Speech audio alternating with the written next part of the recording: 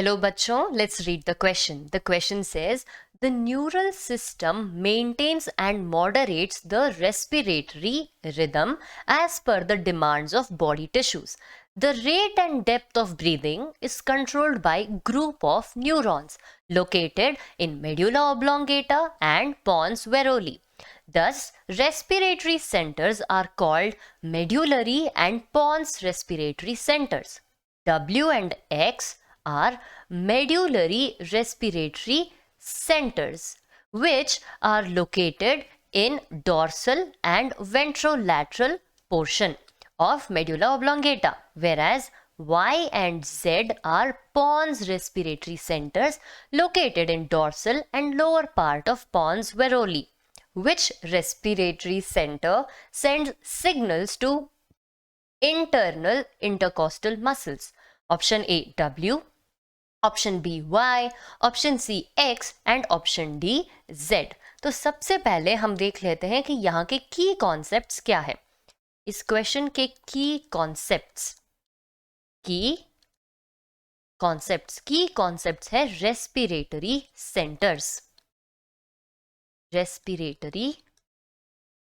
Centres के बारे में जो ब्रेन में प्रेजेंट है, स्पेसिफिकली मेड्यूला ऑब्लोंगेटा और पॉन्स वेरोली में, उसके बाद उनका interaction such that internal intercostal muscles को सिग्नल पहुंचे।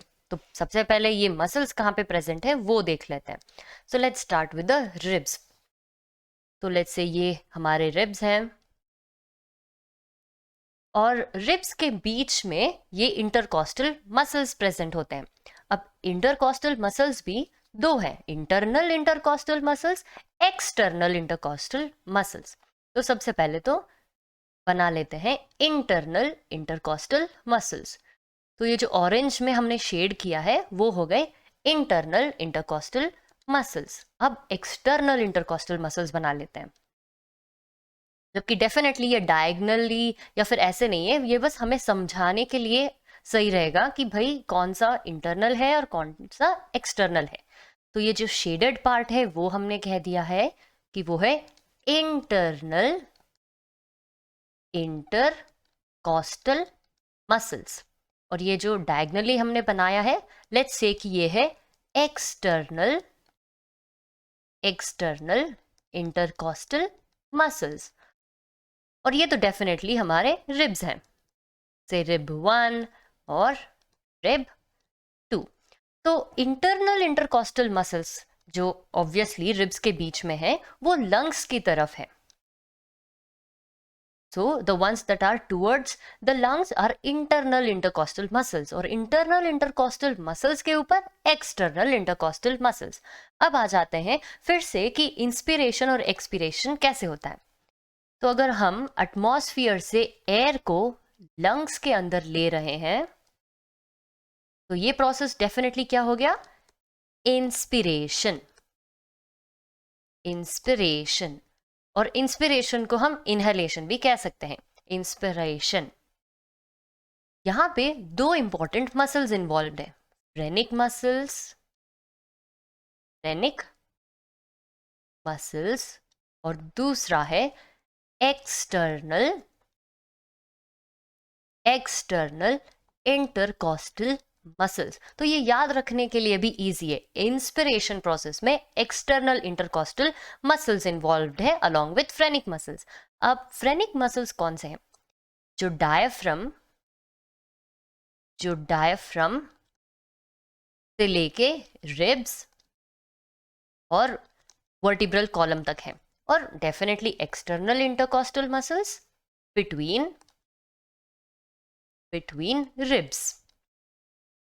अब अगर ये दोनों फ्रेनिक मसल्स और एक्सटर्नल इंटरकॉस्टल मसल्स ये दोनों अगर कॉन्ट्रैक्ट होते हैं, अगर ये कॉन्ट्रैक्ट हो जाएंगे तो मोस्ट इंपॉर्टेंटली हम इंस्पायर करेंगे या इनहेल करेंगे। इंस्पायर और इंस्पिरेशन होगा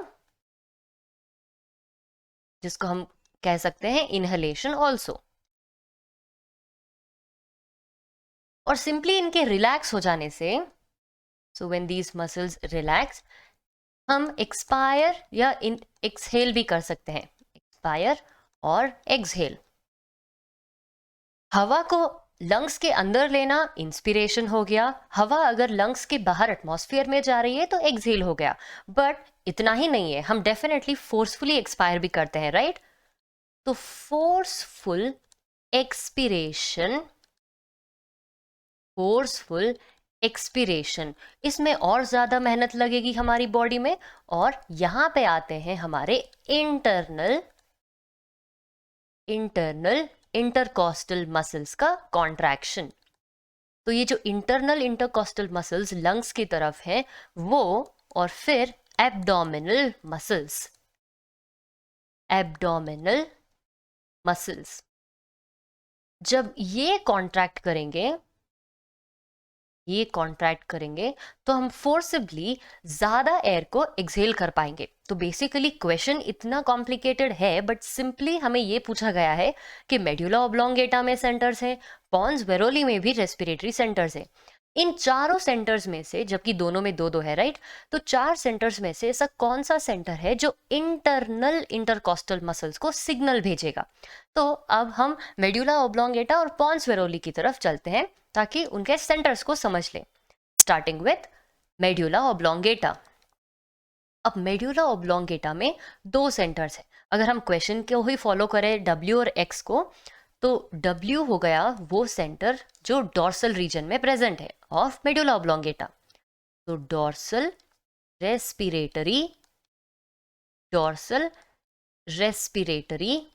सेंटर, इसका सबसे इंपॉर्टेंट फंक्शन यही है कि ये इंस्पिरेशन को इनिशिएट करेगा। अब हम जो सांस ले पा रहे हैं उस प्रोसेस को ही इनिशिएट कर देगा ये। So inspiration is initiated by dorsal respiratory center। तो नॉर्मल ब्रीदिंग पैटर्न किसे सेट हो जाता है? नॉर्मल ब्रीदिंग पैटर्न जो है हमारा वो डॉर्सल रेस्पिरेटरी सेंटर से सेट हो गया। अब दूसरा भी तो है W और X। जो X वाला है वो वेंट्रोलैटरल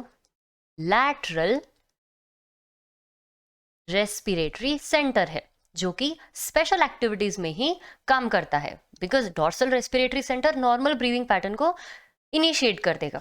तो स्पेशल एक्टिविटी क्या हो गई? अगर सोचो हमें फोर्सफुल ब्रीदिंग में पार्टिसिपेट करना है, फोर्सफुल ब्रीदिंग, तो ये नॉर्मल तो नहीं है ना, ये एनहांस्ड रेस्पिरेटरी रिक्वायरमेंट्स है। इसमें इंस्पिरेशन हो तो इंस्पिरेशन और एक्सपिरेशन। तो अगर हमें फोर्सफुली ज्यादा एयर को लंग्स में लेना है या ज्यादा एयर को एक्सहेल करना है, तब ही वेंट्रोलैटरल रेस्पिरेटरी सेंटर काम करेगा। अब बात कर लेते हैं पॉन्स वेरोली की। पॉन्स वेरोली, अब पॉन्स वेरोली में भी दो सेंटर्स हैं,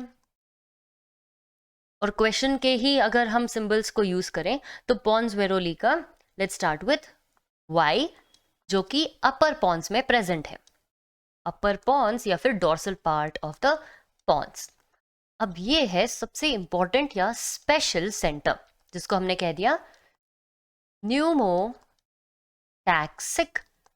सेंटर। अब ये स्पेशल क्यों है? नॉर्मल पैटर्न को तो सेट कर देता है डॉर्सल रेस्पिरेटरी सेंटर, बट सोचो कि हमें फोर्सफुल ब्रीदिंग करना है तो वेंट्रोलैटरल रेस्पिरेटरी सेंटर। बट अगर हमको ब्रीदिंग का रेट, कितनी जल्दी हमें सांस लेना है, कितनी जल्दी एक्सपायर करना है, रेट एंड पैटर्न दोनों को ही ये सेट कर सकता है। Rate and pattern of breathing को ये रेगुलेट करेगा। वो कैसे? यहां पे डॉर्सल रेस्पिरेटरी सेंटर जो है वो डायफ्राम से इंटरैक्ट करेगा, राइट?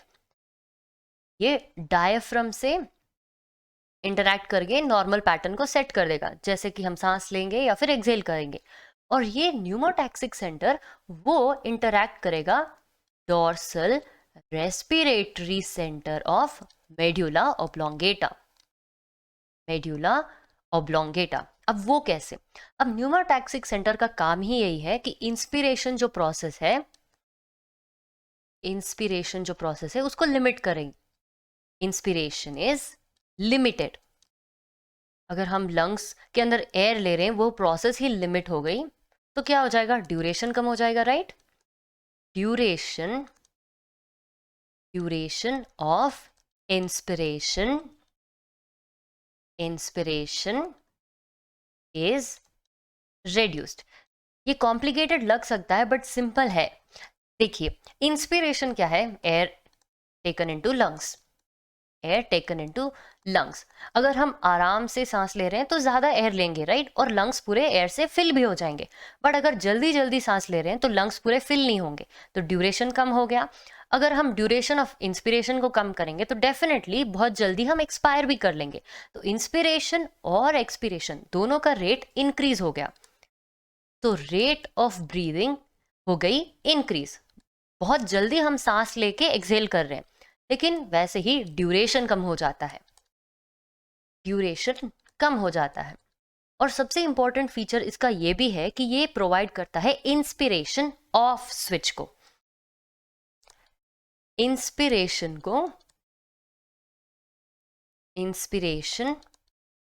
ऑफ स्विच का काम करता है ये, again by interacting with dorsal respiratory centre of medulla. इसीलिए हम कह सकते हैं कि न्यूमोटैक्सिक सेंटर जो है वो इंटरनल इंटरकॉस्टल मसल्स,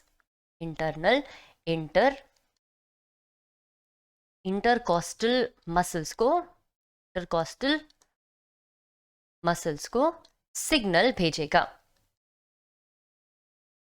तो अगर इंटरनल इंटरकॉस्टल मसल्स को सिग्नल किया तो डेफिनेटली एक्सपिरेशन शुरू हो जाएगा। तो बेसिकली क्वेश्चन इतना ज़्यादा कॉम्प्लिकेटेड करने के बावजूद हमने समझ लिया कि रेस्पिरेटरी सेंटर जो इंटरनल इंटरकॉस्टल मसल्स को सिग्नल करेगा वो हो गया हमारा वाई, दैट इज